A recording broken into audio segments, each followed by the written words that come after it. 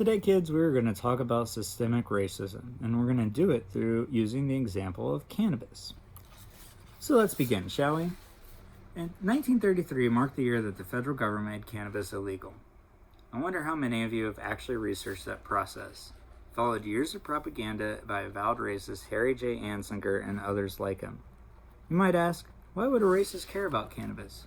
Well, you see, at the time, primarily the only people smoking cannabis were pretty much African American jazz musicians and Hispanic immigrants. This enrages the racists. How dare people with a different skin color enjoy themselves or experience pain relief? So they made up a word, marijuana, to talk about what those people of color were using. You see, white people would get cannabis from the local drugstore or order it from the Sears and Roebuck catalog. They used it as medicine for a whole range of ailments. Having a new term for cannabis to trick a mostly uneducated public into thinking it was something new and dangerous, Anslinger and his ilk started spreading lies and misinformation. Marijuana caused this Hispanic man to commit the murder and rape of decent white women. Marijuana caused this black man to break into a white person's house and steal their valuables. There was often no marijuana involved in any of these incidences. However, the Hearst newspaper empire had their own designs on making hemp illegal, and all of this played right into their goal. So there was never any fact-checking. You might wonder why I keep mentioning Harry Anslinger. Anslinger was the first head of the Federal Bureau of Narcotics, which later became the DEA. He still holds a place of importance at the DEA, even though he's long been dead. But we'll get to that later. Let's go back to 1933. Well, you might ask, what did the science say? Surely there must have been science to back up all these claims. You'd be wrong. The head of the American Medical Association testified against it. You can read published articles in the medical journals like The Lancet and the New England Journal of Medicine. One of my favorite lines in these early articles was that cannabis allowed the physician to line the path to the grave with flowers. Then the science takes a turn. There are too many examples of racist science out there during this time to point to about how it would make the darkies or this N-word do violent things because they were more animal than man. They were closer to monkeys and chimps, which will also come back into play later. But, speaking of those monkeys and chimps, one of my favorite tests was done by putting gas masks on monkeys and pumping nothing but cannabis smoke into those masks. Of course, all of the monkeys died. You see, mammals, which breathe oxygen, need oxygen to live. If you burn just about anything and breathe in nothing but that smoke, you will die. Obviously, racists really haven't learned this lesson yet. Or maybe they have. I mean, after all, they kept George Floyd from getting oxygen, didn't they? So it is clear that science and health had nothing to do with this. That leads us back to the other reason, to get rid of the Hispanic and Negro threat. And it worked. Over the course of the next 80 some odd years, you can look at how well it worked rather easily.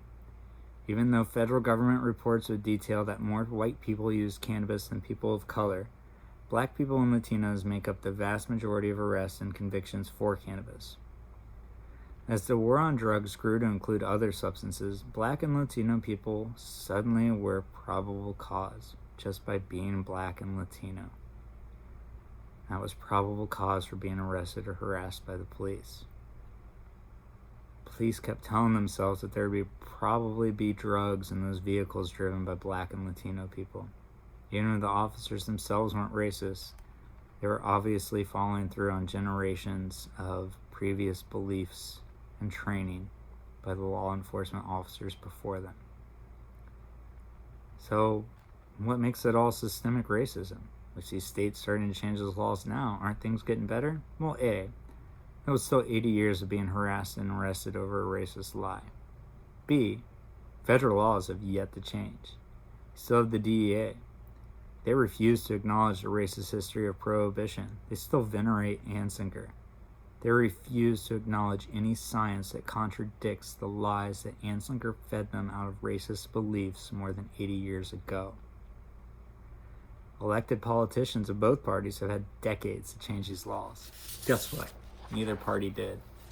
Both parties drank the Kool-Aid and refused to make any changes.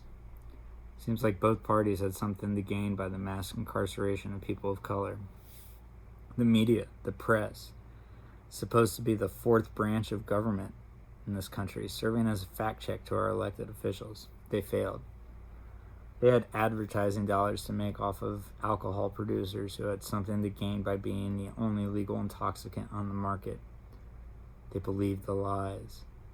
When a reporter would ask a doctor about cannabis, the doctor would inevitably just repeat the lies by the federal government.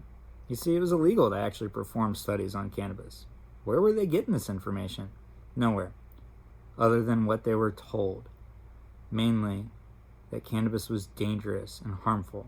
So every question had to be proving a falsity, a lie, wrong. Yet, it was illegal to correct that lie. You couldn't do the research to tell the people that they were lying. These doctors might not have had bad intentions. They aren't really given the tools to research history and public history in school. They're learning about the human body and trying to heal it.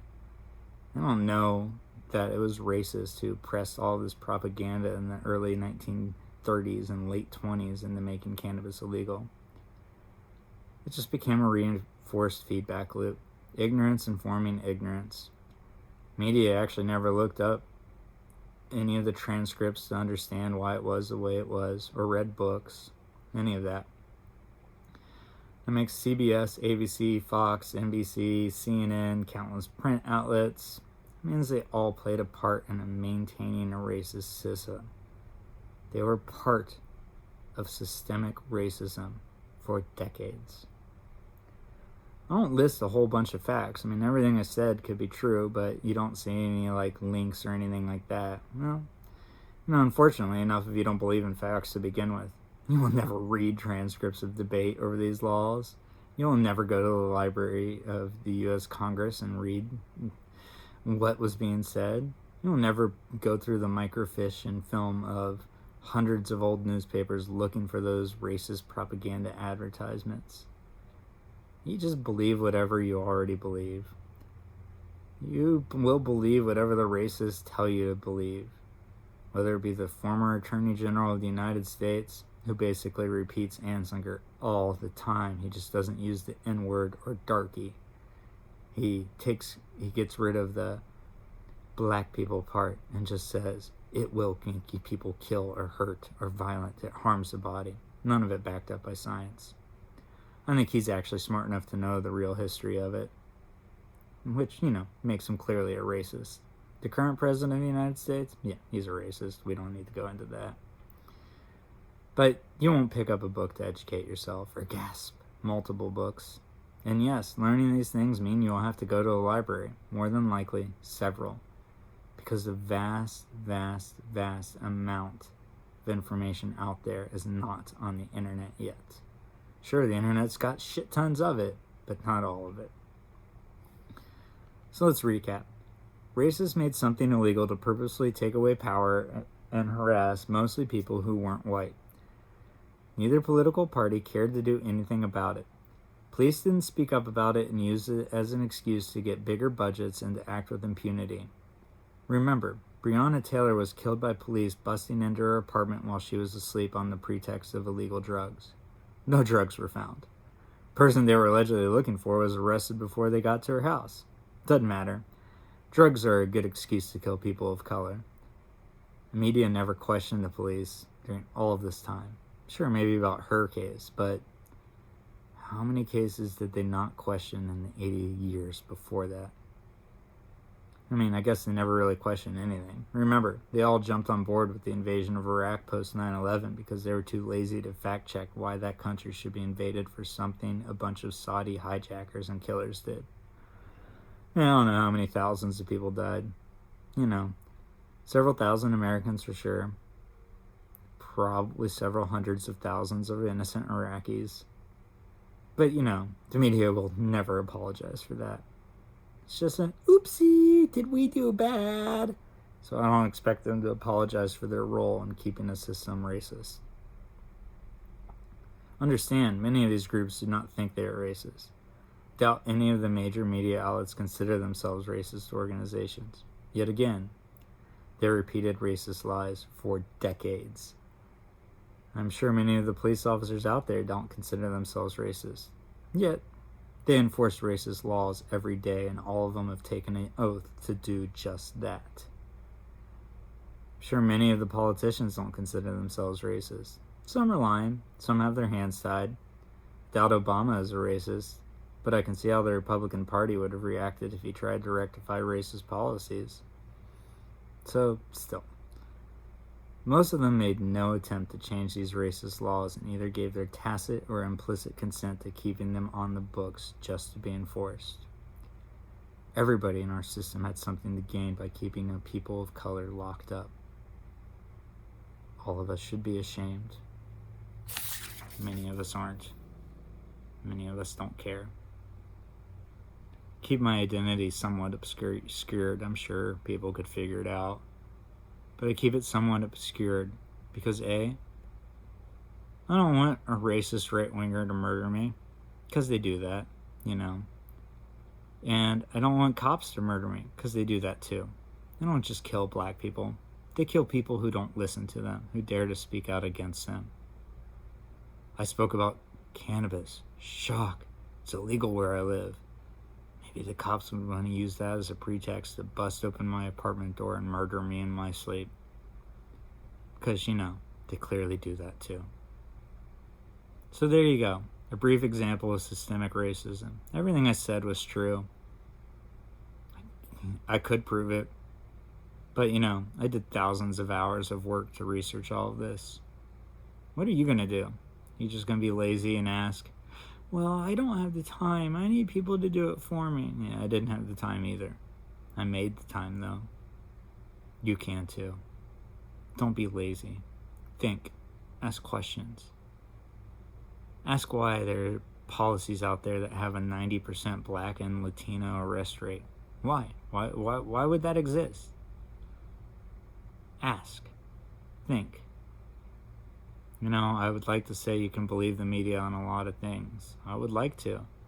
Indeed, I watch CNN all the time. But those fuckers never tell the truth about things like this. They've lied about it for years. Sanjay Gupta didn't come around to cannabis until he met a little girl, because suddenly it became clear.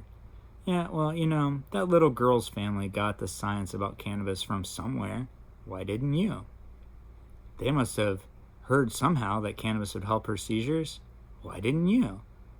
I mean, guess there's only scientific studies published about it since, you know, the mid-70s. Is